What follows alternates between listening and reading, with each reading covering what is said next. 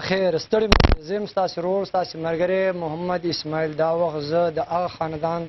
کور کې موجود یم چې د نن نه څو ورځې مخکې هغه ماشوم چې کامران نومېدو او د مومند ایجنسۍ سره تعلق لري هغه یو ظالم قتل کړی و. نن زه د هغه د پلار سره دا وخت موجود یم د هغې په حوالې باندې به د دوی سره خبرې کوم چې هغه موږ ته داسې یو څه رپورټونه راغلي دي چې د هغه قاتل هغه کوم ماشوم چې قتل کړی و د هغه قاتل نن کیپی کردار ته ورسېدو. خبرې اورې د پلار ما سره دلته موجود دی او نن ماشاءالله ډېر خوشحاله دی چې زما ته انصاف میلاو شو. السلام علیکم. وعلیکم السلام. دا راته ووایه چې نن ستا سوچ فکر څنګه دی نن څنګه حالاتو کې پرون خو ډېر خفه وې چې کوم وخت کې جنازه دې کوله. اسماعیل بھائی ستاسو ډېره شکریا د وخت نیوز ډېر شکریا ادا کوم چې په دې غم په وخت کې تاسو زموږ سره شرکت وکړو. زه د کامران انجینیر پلار نن خوشحاله په دې خبره بایم چې نن ماته د پاکستان په شانته ملک کې ماته انصاف میلاو شو. نو زه د څومره چې زمونږ پښتانه ورونه دي او څومره فلایي تنظیم والا او مومن لویه جرګه دې کې څومره خلکو موږ سره په دې کې کومک کړی دی موږ سره غمدردي کړې ده او په دې کې چې کوم دی کوششونه کړي دي هغوی خپل کردار څومره چې د هغوی وس مطابق کردار یې ادا کړی دی او موږ ته د هغوی په وساطت سره چې کوم دی کوم انصاف میلاو شو. زه د ټولو خلکو کوم چې جرګه کې وو او کوشش یې کړی دی کوم چې کوم زمونږ جنازې ته راغلي وو د هغې نه وروسته موږ سره همدردي کړې ده. زه د ټولو ورونو چې کوم دی د ټولو مسلمانانو ټولو مومندو چې کوم دی زه شکریا ادا کوم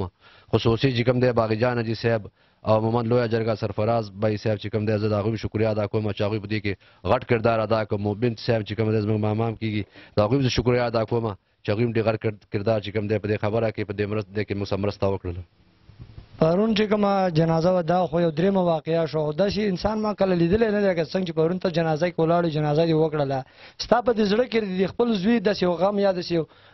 کوم کردار چې به ده کوو یا به تعلیم کولو یا به داسې نور کوم کارونه کول دا ستا په دې دماغو کې یا په زړه کې داسې نه راتلله چې زه نن دلته د دې مخې ته ولاړ یم او زه د جنازه ادا کوم. اسماعیل بھائی دا خو چې کوم دی موږ او تاسو زموږ دا ایمان دی چې موږ مسلمانان یو او په دې کې چې کوم دی موږ له پکار ده چې هر زمونږ کوم عزیز چې دی ټول نه مخکې هغه دا پکار ده د خپل عزیز موږ جنازه چې کومه دی په خپله باندې وکړو. زوی د پلار جنازه وکړي د پلار چې کومه دی د زوی جنازې ته تیار وي. دې دپاره چې کوم دی موږ څومره چې دې احکامات دي د هغې یادولو کوشش وکړو چې موږ ته دې احکامات یاد دي د مسلمانۍ په طور باندې. بهرحال تاسو خبره وکړه د کامران په باره کې چې دا خیالات تاسو له نه راتلل بھئی دا خو ممکنه نه ده چې یو سړی بچی او هغه په داسې حالاتو کې چې کوم دی هغه شهید کړی شي او بیا داسې لایق بچی نو هغه د حالات خو د ذهن نه نه وځي چونکې موږ مسلمانان یو موږ په دې باندې عقیده ده چې بھئی موږ به الله پاک موږ مرګ له پیدا کړي مرګ یې موږ له پیدا کړی دی موږ به مرو. دا ستا څوم نمبر کې زوی دویم درې څو زامن لري؟ زما ماشاءالله 4 زامن دي دا چې کوم دی په دویم نمبر کې او نور لوڼه څو لري؟ زما یوه ماشاءالله لور وه. دې د ستا زوی په کور کې د چا سره ډېر پیار او محبت کولی؟ دا د ټول کالم والا چې کوم د ټول کالم والا سره بلکې چې د کاله نه بار چې کومه زمونږ محله ده بل چې کوم ځای کې کوم سکول کې سبق وی او په کوم کالج کې د سبق وی او په کومه اداره کې چې د کار کو دا ټول چې کومه دی چا سره چې کوم دی د ملاقات شوی او چا سره د ناسته ولاړه شوه نن چې کومه دی هغه ټول خلک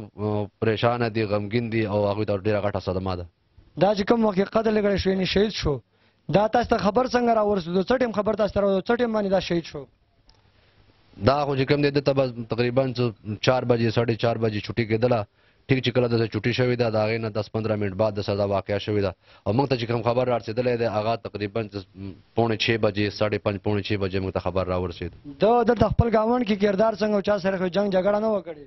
کردار به اسماعیل بھئی کردار نه خو تاسو ته د جنازې نه پته ولګېدله او دا جنازې نه علاوه تاسو چې کوم دي د خلکو خیالات تاسو وکتل او بیا د هغه کوم استادان ټیچر چې کوم د سپیریر کالج ټیچر چې راغلي وو هغوی چې کومه خبره د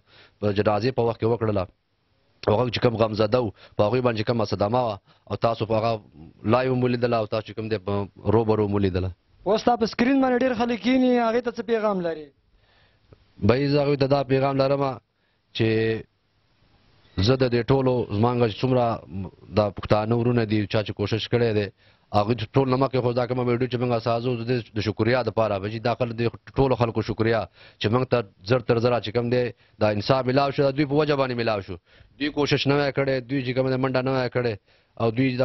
دوی کې چې کوم صلاحیت او د صلاحیت دوی نه استعمال کړي نو نن ممکنه ده چې موږ ته دا د کوم انصاف چې ملاو شو او کوم دا ظالم چې کفر کردار ته ورسېد د زمونږ د کامران انجینیر کوم قاتل چې دا نن کفر کردار ته ورسېد دا دوی په فساد سره ورسېد. نن پوره مطمئن چې مطلب دا ظالم ورسېد کفر کردار ته. اسماعیل بھائی زما بچی خو چې کوم دی هغه خو د دنیا نه لاړ مال بیرته نشي ملاوېدلی خو زما زړه ته دا تسلي ملاو شوله نن د انصاف ملاوېدو ته چې هغه ظالم چې کوم ظالم چې دا ظلم کړی او د کامران انجینیر په شان د سړی چې کوم دی هغه د دنیا نه رخصت کو نن هغه کافر کردار ته ورسېده او نن چې کوم دی هغه د نشان عبرت چې کوم دی احساس کړی شو. زه په دې خبره باندې مطمئن یم نن زما د زړه بوج چې کوم دی هغه حل ځینې خلک داسې رپورټونه ورکوي وایي چې د دې باسر ته یا خپله کورنۍ لانجه دې وجې نه د هلک قتل کړی شو. ځینې خلک څه وایي ځینې څه وایي د هغې په حواله من ته څه وایي؟ د هغې په حواله باندې زه دا اسماعیل بھائی دا خبره کومه چې زمونږ د هېچ چا سره څه تنازع نه وه او د دې هلک هم د هېچ چا سره څه تنازع نه وه نه څه جګړه وه نه چې کوم دی بله کومه خبره وه او په هغې کې چې کوم دی پولیس هم انویسټیګیشن وکړو هغوی هم چې کوم دی خپله پوره تسلي وکړله او هغوی هم چې کوم دی دې خبرې ته ورسېدې نتیجې ته چې دا به یې ډکیتي چې کوم دی مزاحمت باندې دا یعنې ستاسې مطلب مخکې چا سره کومه ذاتي دښمني نشته دی؟ زمونږ چې کوم دی د چا سره نه ذاتي دښمني شته نه زمونږ سره تنازع شته نه لیندین شته دی. دوستانو ملګرو تاسې د کامران والد صاحب دا وخت کې ما سره ولاړې تاسې خبرې ټولې واورېدلې